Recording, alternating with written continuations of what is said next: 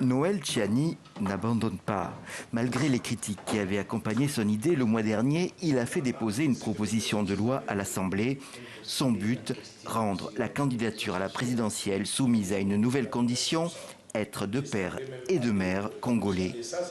La bataille que nous menons, c'est pour l'intérêt supérieur de notre pays, pour sauvegarder la souveraineté nationale, éviter l'infiltration au sommet de l'État. Nous avons été victimes de plusieurs infiltrations depuis les 20 dernières années.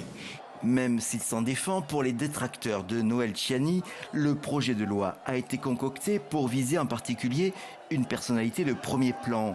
Moïse Katumbi, dirigeant du parti Ensemble pour la République, est présidentiable crédible, mais dont le père est grec. Pour que le projet de loi ne passe pas à l'Assemblée nationale, les partisans de Moïse Katumbi demandent désormais l'intervention du président Tshisekedi au nom du rassemblement politique appelé Union Sacrée. Le père de la nation, c'est à lui d'apaiser tous les Congolais en mettant fin à cette discussion. Si cela est pris à l'ordre du jour, nous allons quitter. Nous allons quitter simplement parce que nous nous sommes convenus au sein de l'Union Sacrée. Nous avions un programme qui a été adopté et voté par nos députés et par tous les députés qui ont constitué cette Union Sacrée. Et nous regardons maintenant la réaction des responsables.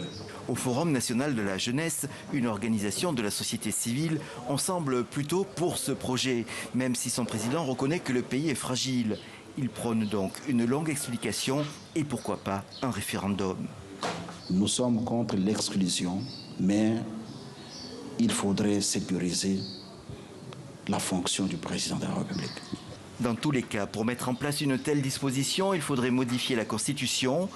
Les crispations que le projet de loi suscite rappellent le cas de la Côte d'Ivoire, où la notion d'ivoirité, destinée à barrer la route à des candidats, avait fait sombrer le pays dans la guerre.